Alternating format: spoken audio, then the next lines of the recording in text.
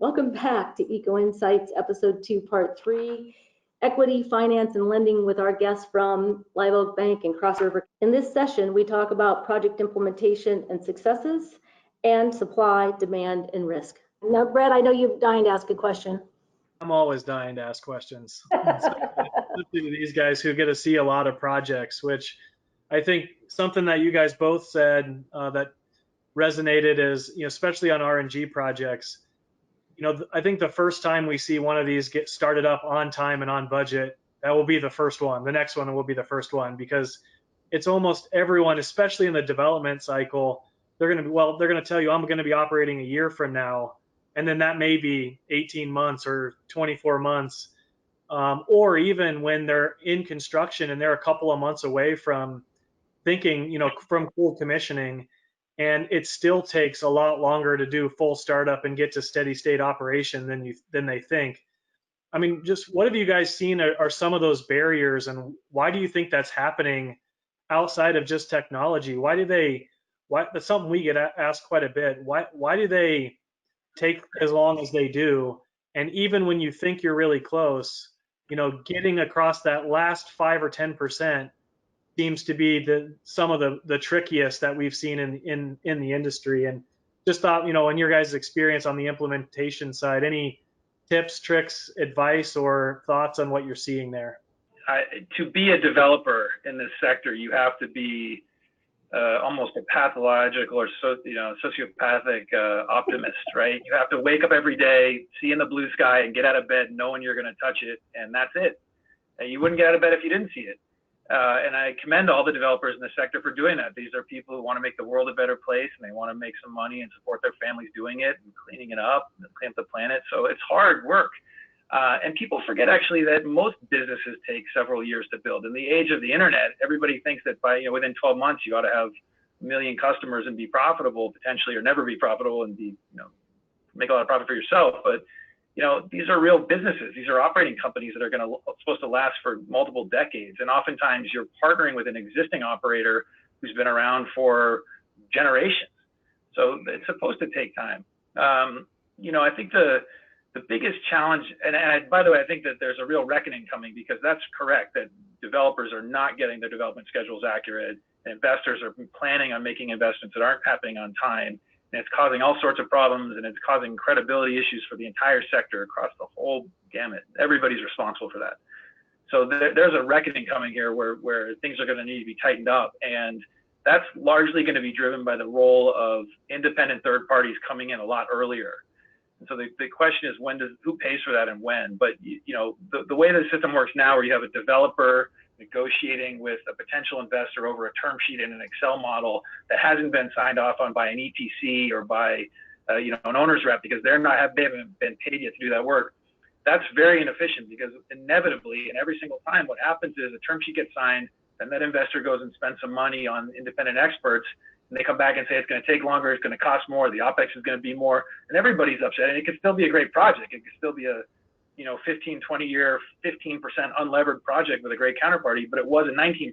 Now everybody's feeling a little bit frustrated. So there has to be a way and a mechanism to get more capital in just a little bit early, and to have those adult conversations earlier on, so that the capital and the developer agree on what the actual schedule is and what the cost is before they agree to do business with each other.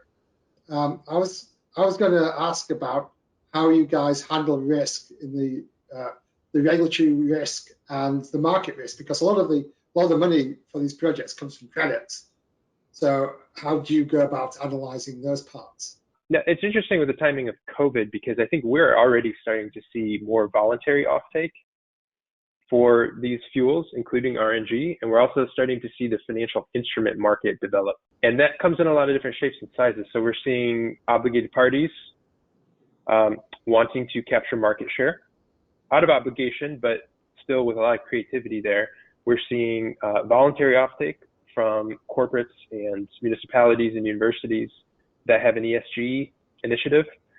And then we're starting to see financial derivatives and instruments start to evolve that offer some sort of security for investors.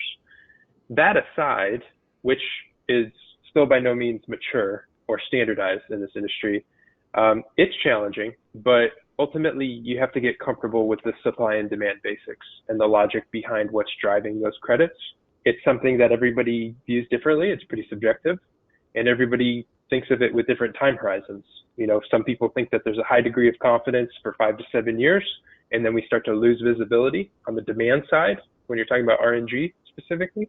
But again, everybody has a different opinion there. So when we think about long-term investment in projects, we look for long-term access to the market in which the credits are generated. So we're talking about RNG in California. We want to make sure that the projects have long-term access to the demand side of actual dispensing fuel for vehicles. And we just need to understand the pricing risks. And we want to understand how many of these projects are trying to come online. You know, to Aaron's point, I think we investors, we see a lot of deals. And so we have a decent pulse on how many projects are being developed and the rate at which more volume is coming online. So we have a little more visibility into the supply side. And that gives us comfort into taking some risk on, you know, that equilibrium pricing. Yeah, I think, I would add to that. So investors often think about asymmetric risk, right? How can you expose yourself to a de minimis amount of downside that you understand and leave yourself room for upside? And so if you take an outstanding dairy RNG project as an example, you can invest $40 or $50 million, build it on time, budget, and scope. But if you don't have a fixed price LCFS contract, the LCFS price can drop and you lose money. So you do everything right and you still lose all your money. So there are some issues here that they have to be fixed, because project finance isn't set up to take that kind of risk.